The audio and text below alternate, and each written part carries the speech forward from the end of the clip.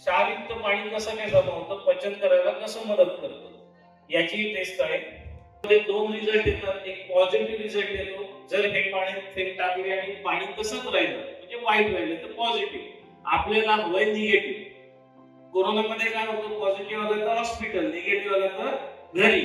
Same position आहे, negative आला हा कलर डार्क पिंक तर आपल्याला ते पाणी चांगलं म्हणून बोलता येईल. याच्यामध्ये परत बिस्लरी वॉटर घेतोय आणि याच्यामध्ये घेतोय अल्कलाईन वॉटर.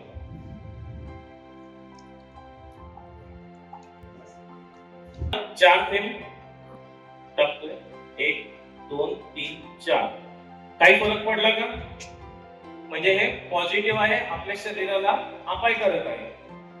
हे आहे अल्कलाईन वॉटर, याच्यामध्ये 4 थेंब टाकतो, 4च थेंब.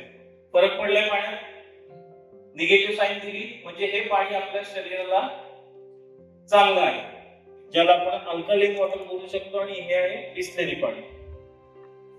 याच्या पीएच लेवल आपण टेस्ट करूया.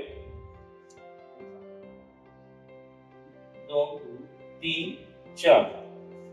याच्यात सुद्धा 4च थेंब टाकतोय, 1 2 3 4. कलर मधला फरक दिसतोय का सर्वांना? ग्रीनिश दिसतंय, हे बघा थोडंसं ग्रीनिश दिसतंय आणि हे थोडंसं निळट आहे. हे पीएच स्केल लेवल आहे, पाण्याची पीएच स्केल.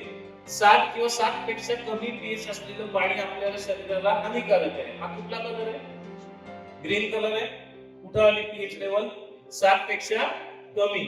आणि या पाण्याची लेवल ब्लूइश आहे. 7च्या पुढे 7.5 ते 9च्या दरम्यान याची लेवल आहे. म्हणजे हे नक्कीच अल्कलाईन वॉटर आपल्या शरीरासाठी चांगलं आहे. असा आपला अल्कलाईन जार आहे, पूर्ण स्टील बॉडी मेकिंग आहे. 8000 पर्यंत ती अल्कलाईन स्टील 8000 लिटर पर्यंत पाणी ऍब्सॉर्ब करू शकते, सर्व्हिस देऊ शकते, प्लस कॅरी करता येतो. एक थोडी मोठी वॉटर बॅग असं याला बोलता येईल. आपल्या शाळेमध्ये वॉटर बॅग प्रत्येकाने वापरलेली आहे. कार मध्ये, गाडीमध्ये, बाईकवर सुद्धा हा कॅरी करता येऊ शकतो, एवढा हलका आहे. फ्लोइंग वॉटरची, इलेक्ट्रिसिटीची गरज नाही. Okay, thank you.